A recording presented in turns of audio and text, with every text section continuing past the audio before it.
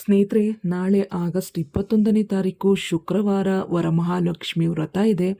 ಈ ದಿನ ನಿಮ್ಮ ಮನೆಗೆ ಈ 5 ಪದಾರ್ಥಗಳನ್ನು ತಂದರೆ ಸಾಕ್ಷಾತ್ ವರ ಮಹಾಲಕ್ಷ್ಮಿ ನಿಮ್ಮ ಮನೆಗೆ ಬಂದು ನೆಲೆಯೂರಿ ನಿಮ್ಮನ್ನು ಆಶೀರ್ವದಿಸ್ತಾಳೆ. ಸದಾಕಾಲ ನಿಮಗೆ ಅಷ್ಟೈಶ್ವರ್ಯ ಭೋಗಭಾಗ್ಯಗಳನ್ನು ಕರುಣಿಸ್ತಾಳೆ.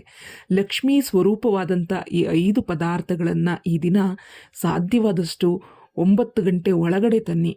ನಿಮಗೆ ಅನುಕೂಲ ಸ್ಥಿತಿ ಇದೆ ಅಂತಂದರೆ 6ರಿಂದ 7 ಗಂಟೆ ಒಳಗಡೆ ತಂದರೆ ಒಳ್ಳೆಯದು. ಆ ಸಮಯದಲ್ಲಿ ಶುಕ್ರ ದಶೆ ನಡೀತಾ ಇರುತ್ತೆ.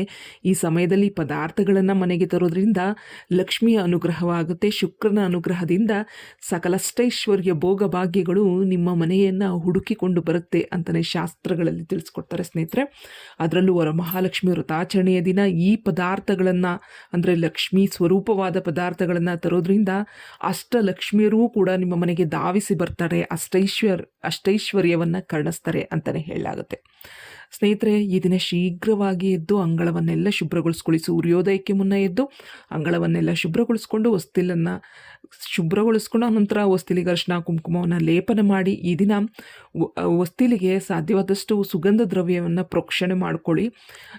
ಹಾಗೆ ಈ ದಿನ ಸ್ವಲ್ಪ ಗೋಮೂತ್ರವನ್ನು ಕೂಡ ಹೊಸ್ತಿಲಿಗೆ ಪ್ರೋಕ್ಷಣೆ ಮಾಡಿಕೊಂಡು ಅರಿಶಿನ ಕುಂಕುಮವನ್ನೆಲ್ಲ ಲೇಪಿಸಿ ಅನಂತರವಾಗಿ ಮಾವಿನ ತೋರಣಗಳಿಂದ ಬಾಗಿಲನ್ನು ಅಲಂಕರಿಸಿ ವರಮಹಾಲಕ್ಷ್ಮಿಯನ್ನು ಸ್ವಾಗತಿಸ್ಕೊಳ್ಳಿ. ಈ ಪ್ರಕಾರದಲ್ಲಿ ಹೂಗಳಿಂದ ಅಲಂಕರಿಸ್ಕೊಂಡು ಅನಂತರ ಅಂದವಾದ ರಂಗೋಲಿಯನ್ನೆಲ್ಲ ಇಟ್ಟು ನೆಲವನ್ನೆಲ್ಲ ಶುಭ್ರಗೊಳಿಸ್ಕೊಳ್ಳಿ.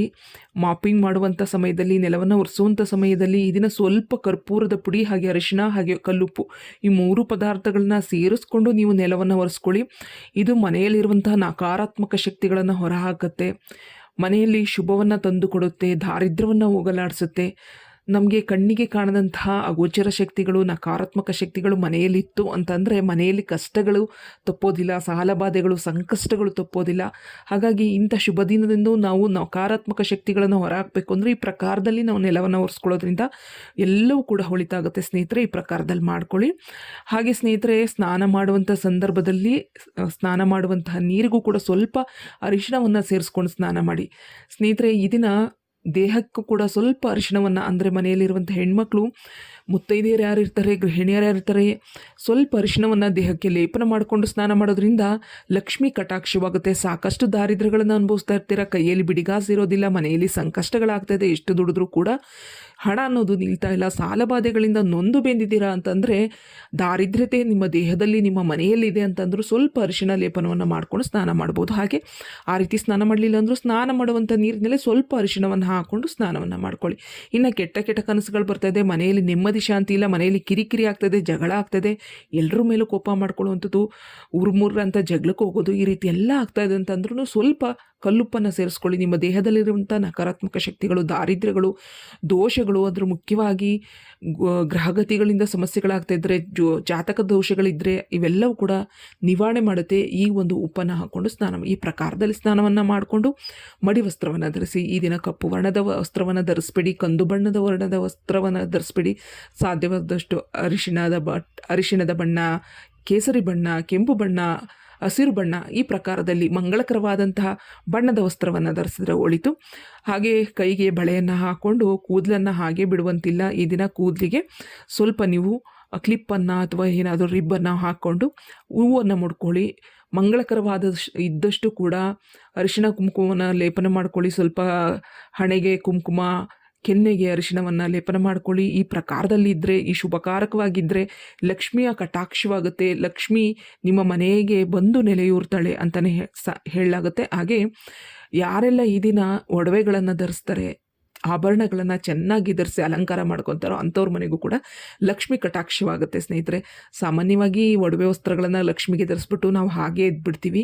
ಈ ಪ್ರಕಾರದಲ್ಲಿ ಮಾಡಬಾರ್ದು. ಸಾಧ್ಯವಾದಷ್ಟು ನಿಮ್ಮ ಒಡವೆ ವಸ್ತ್ರಗಳನ್ನು ಚೆನ್ನಾಗಿ ಧರಿಸ್ಕೊಳ್ಳಿ. ಈ ದಿನ ಲಕ್ಷ್ಮಿ ಅನುಗ್ರಹವಾಗುತ್ತೆ. ಇನ್ನು ಯಾವ ಪದಾರ್ಥಗಳನ್ನು ತರಬೇಕು ಅಂತ ಹೇಳೋದಾದರೆ ಸ್ನೇಹಿತರೆ, ಈ ದಿನ ಸಾಧ್ಯವಾದಷ್ಟು 6ರಿಂದ 7 ಗಂಟೆ ಏನಿರುತ್ತೆ ಆ ಸಮಯದಲ್ಲಿ ನಾನು ತಿಳಿಸ್ಕೊಡುವಂತಹ ಈ 5 ಪದಾರ್ಥಗಳನ್ನು ತನ್ನಿ ಸ್ನೇಹಿತರೆ. ಅದರಲ್ಲಿ ಮುಖ್ಯವಾಗಿ ನೀವು ಫಸ್ಟು ತರಬೇಕಾಗಿರುವಂಥದ್ದು ಸ್ನೇಹಿತರೆ ಕಲ್ಲುಪ್ಪು ಸ್ನೇಹಿತರೆ. ಕಲ್ಲುಪ್ಪನ್ನು ಈ ದಿನ ಯಾರೆಲ್ಲ ಕೊಂಡು ತರ್ತಾರೋ ಅಂತಹ ಮನೆಗೆ ಲಕ್ಷ್ಮಿ ಕಲ್ಲುಪ್ಪಿನ ಸಮೇತವಾಗಿ ಬರ್ತಾಳೆ ಅಂತಲೇ ಹೇಳಲಾಗುತ್ತೆ.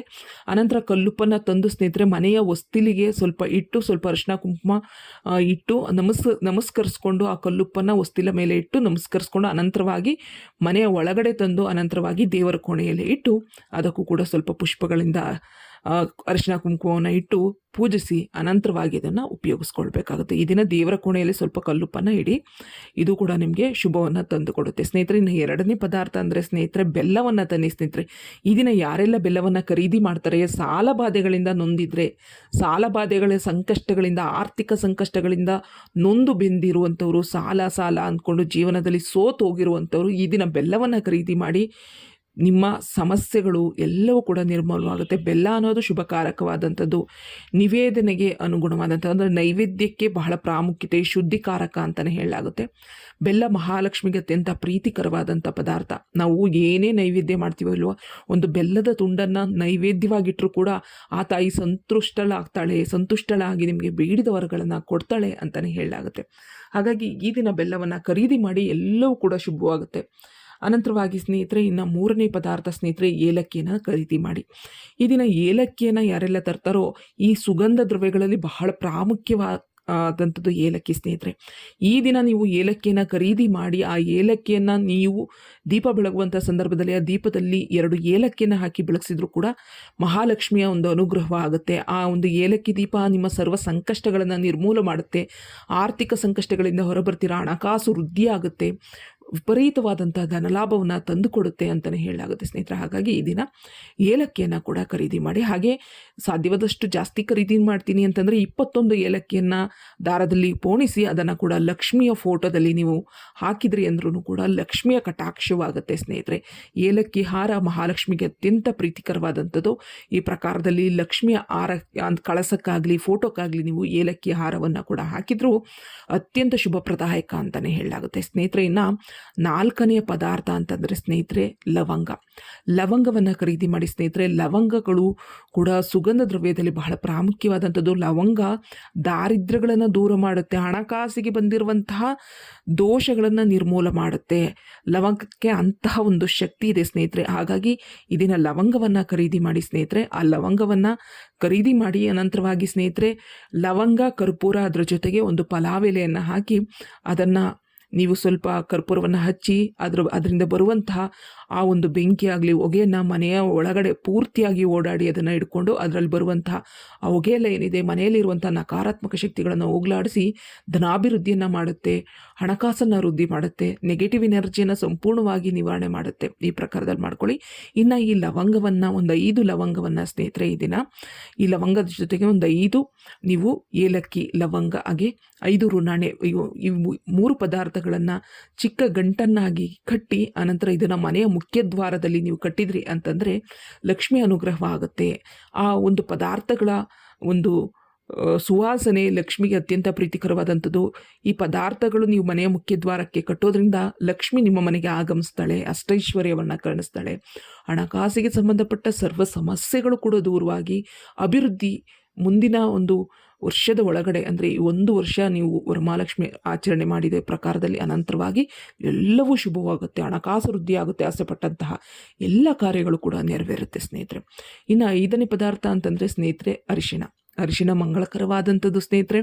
ಈ ದಿನ ಬೆಳಗ್ಗೆ ಅರಿಶಿಣವನ್ನು ಖರೀದಿ ಮಾಡ್ಕೊಂಬಂದು ಆ ಅರಿಶಿಣವನ್ನು ಅಮ್ಮನವರ ಫೋಟೋಕ್ಕೆ ಹಚ್ಚೋದಾಗಿರಲಿ ಅಥವಾ ಅಡುಗೆ ಅರಿಶಿಣ ಆಗಿರ್ಬೋದು, ಅಡುಗೆಗೆ ಉಪಯೋಗಿಸುವಂಥದ್ದು.